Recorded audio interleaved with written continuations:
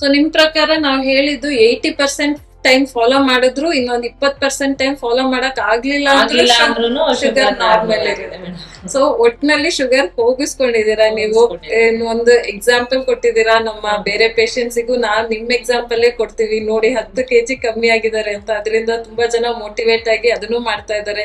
ಈಗ ನಿಮ್ಮ ಒಂದು ಎಕ್ಸ್ಪೀರಿಯನ್ಸ್, ನಿಮ್ಮ ಒಂದು ಅನಿಸಿಕೆ ನಮ್ಮ ಸುಮಾರು ಜನ ನೋಡ್ತಾರೆ, ಅವರಿಗೂ ಗೊತ್ತಾಗ್ಲಿ ಶುಗರ್ ಅಂದ್ರೆ ತಕ್ಷಣ ಮಾತ್ರೆ ಶುರು ಮಾಡೋ ಅವಶ್ಯಕತೆ ಏನಿಲ್ಲ. ಅದು ಯಾವ ತರ ಶುಗರ್ ಎಲ್ಲಾರ್ಗು ಒಂದೇ ತರ ಇರಲ್ಲ. ಈಗ ಸುಮಾರು ಜನಕ್ಕೆ ಟೈಪ್ 1 ಡಯಾಬಿಟಿಸ್ ಅಂತ ಇರುತ್ತೆ. ನನಗೆ ಪ್ಯಾಂಕ್ರಿಯಾಸ್ ಅಲ್ಲಿ ಏನು ಪ್ರಾಬ್ಲಮ್ ಇಲ್ಲ ಅಂತ ಹೇಳಿದ್ರು ಮೇಡಮ್, ವೆಯ್ಟ್ ಇಂದಾನೆ ಬಂದಿರೋದು ಅಂತ ಹೇಳಿದ್ರು. ಸೊ ಅದು ಆ ತರ ಡಯಾಬಿಟಿಸ್ ಅದು, ಬಟ್ ಎಲ್ಲಾರ್ಗು ಅದೇ ತರ ಇರಲ್ಲ. ಪ್ಯಾಂಕ್ರಿಯಾಸ್ ಇಂದಾನು ಆ ಪ್ರಾಬ್ಲಮ್ ಇರುತ್ತೆ. ಟೈಪ್ 1 ಡಯಾಬಿಟಿಸ್ ಅಂತ ಇರುತ್ತೆ. ಈಗ ಅವರಿಗೆ ಇನ್ಸುಲಿನ್ ಬೇಕಾಗ್ಬೋದು, ಕೆಲವ್ರಿಗೆ ಮಾತ್ರೆ ಬೇಕಾಗ್ಬೋದು. ಸೊ ಒಂದು ಸ್ಪೆಷಲಿಸ್ಟ್ ಹತ್ರ ಹೋದ್ರೆ ನಿಮ್ ಶುಗರ್ ಯಾವ್ದ್ರಿಂದ ಬಂದಿದೆ, ಎಲ್ಲಾ ಶುಗರು ಒಂದೇ ಅಲ್ಲ ಹೇಳಿದ್ನಲ್ಲ.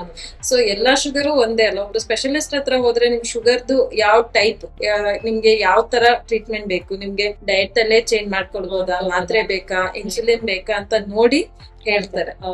ನೀವ್ ಹಂಗೆ ಹೇಳಿದ್ದು ಮೇಡಮ್. ಮೊದ್ಲು ನಂಗೆ ಫಸ್ಟ್ ನಿಮ್ದು ಬಾಡಿ ಚೆಕ್ ಮಾಡ್ತೀನಿ, ಡಯಟ್ ಅಲ್ಲೇ ರಿವರ್ಸ್ ಆಗುತ್ತಾ, ಮೆಡಿಸನ್ ಬೇಕಾ ಅಂತ ನೋಡ್ತೀನಿ ಅಂತ ಹೇಳಿದ್ರಿ ಮೇಡಮ್. ಆಮೇಲೆ ರಿಪೋರ್ಟ್ ನೋಡಿ ಡಯಟೇ ಸಾಕು ಅಂತ ಹೇಳಿದ್ರಿ.